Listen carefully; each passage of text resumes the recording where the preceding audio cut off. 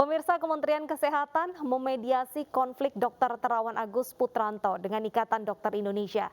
Menkes meminta IDI mengakhiri konflik dan kembali bekerja sama mencari solusi lepas dari pandemi COVID-19.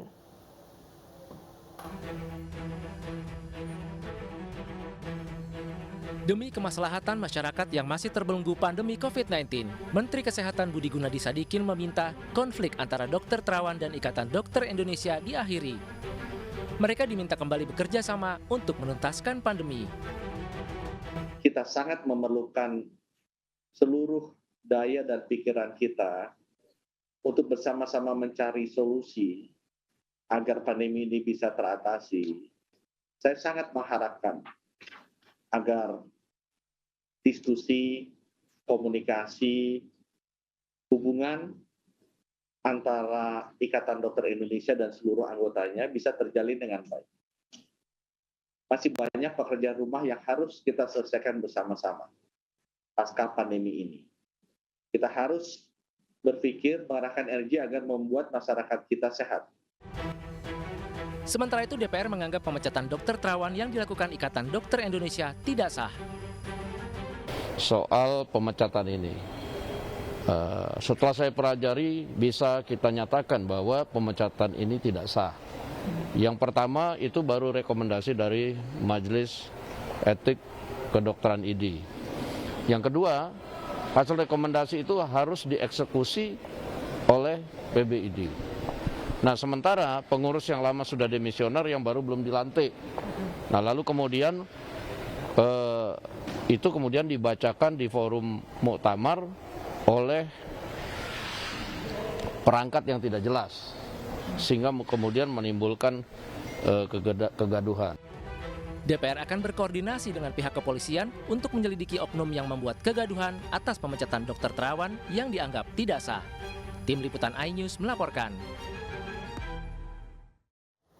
Sosok mantan Menteri Kesehatan Terawan Agus Putranto sangat lekat dengan kontroversi. Tak hanya soal vaksin Nusantara, Terawan juga membuat metode cuci otak yang dinilai belum terbukti secara ilmiah.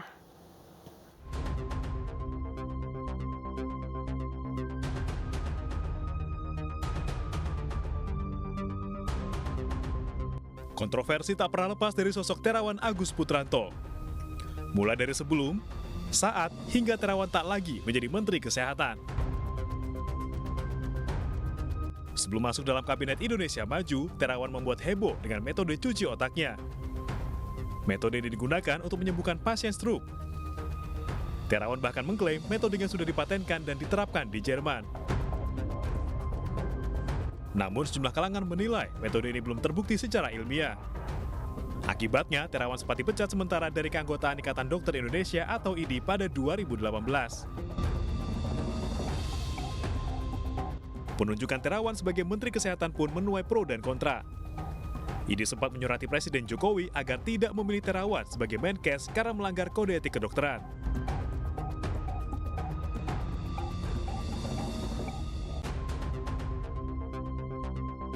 Selama menjabat sebagai Menkes, Terawan juga sempat mengeluarkan sejumlah pernyataan yang kontroversial. Di awal masa pandemi 2020, ia pernah menyebut COVID-19 adalah penyakit yang bisa sembuh secara sendirinya. Selain itu, ia juga pernah menganjurkan agar masker hanya digunakan bagi orang yang sakit. Kritikan bertubi-tubi dari publik membuat Terawan masuk dalam daftar nama menteri yang dicopot Jokowi. Namun kontroversi tak berakhir meski Terawan tak lagi menjadi Menteri Kesehatan. Terawan menggagas vaksin versinya, yaitu vaksin Nusantara. Vaksin berbasis sel dendritik ini awalnya tak mendapat persetujuan dari BPOM. Namun akhirnya, polemik vaksin Nusantara berakhir dengan nota kesepahaman 4 menteri dan kepala lembaga pada April 2021. Tim iNews melaporkan.